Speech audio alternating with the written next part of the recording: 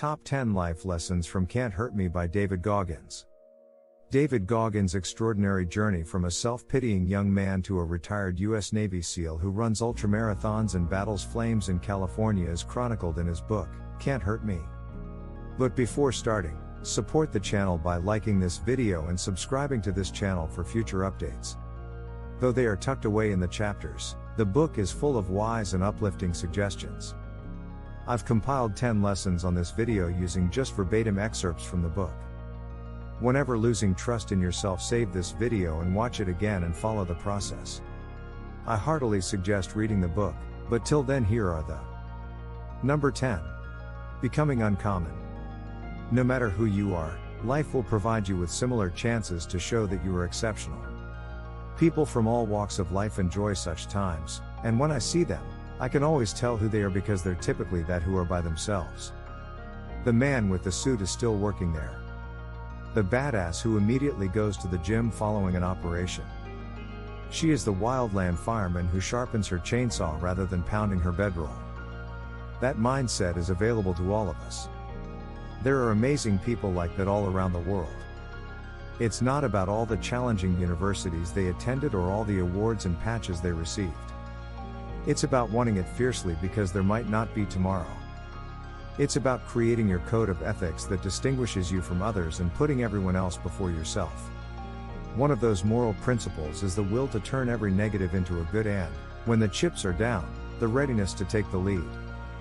Number 9. Your thoughts can break you. It's not the external voice that will break you, it's what you tell yourself that matters.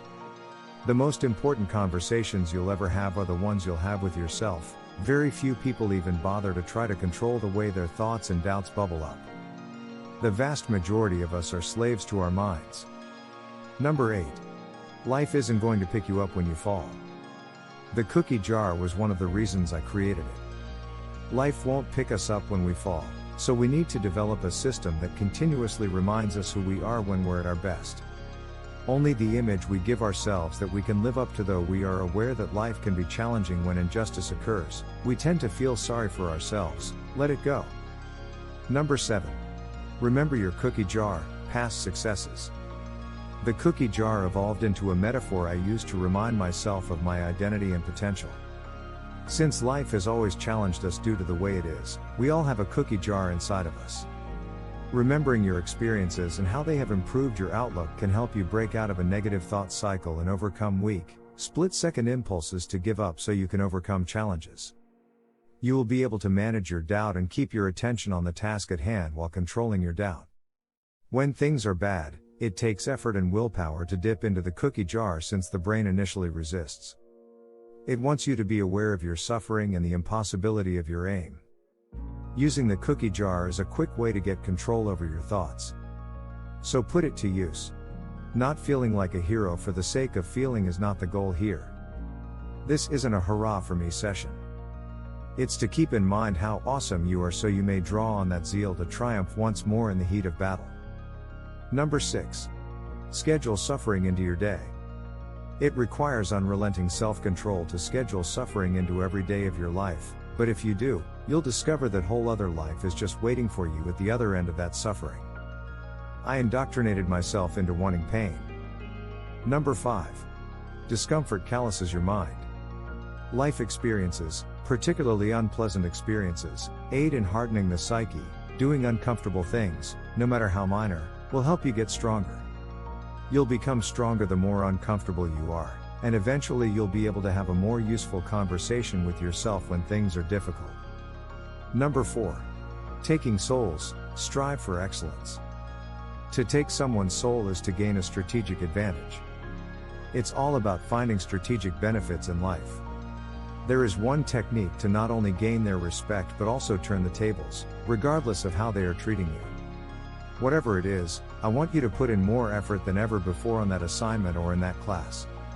Follow their instructions exactly, and whatever bar they set for the ideal result, you should strive to surpass it. Your objective, no matter whom you're working with, is to get people to see you accomplish something they could never have done on their own. You want people to think you are terrific. Take advantage of their negativity to exert complete dominance over their task. Number 3. Accept yourself. A human's character is their foundation, and when you build a lot of achievements and load up even more failures on a messed up foundation, the self won't be a sound structure. You need to address the root of all your anxieties and insecurities to establish an armored mind, or a mindset so hardened and callous that it becomes bulletproof.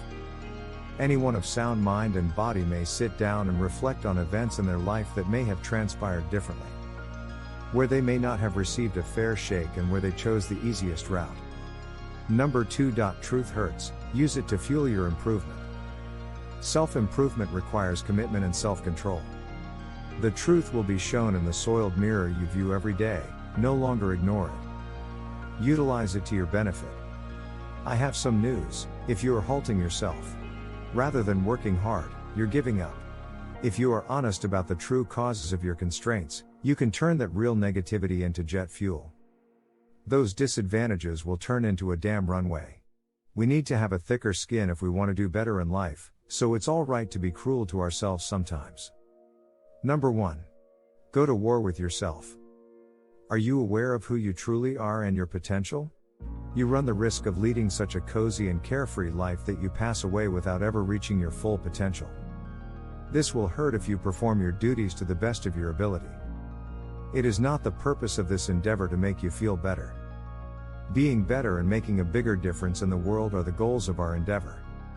You must prepare yourself for the upcoming conflict.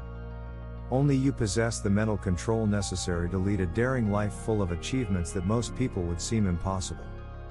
I am aware, because of my experience, that everyone can transform into a completely new person and do what authorities claim. That's it from this video. Let us know what you think about the list in the comments section below. If you enjoy this video, please like the video and also subscribe to our channel.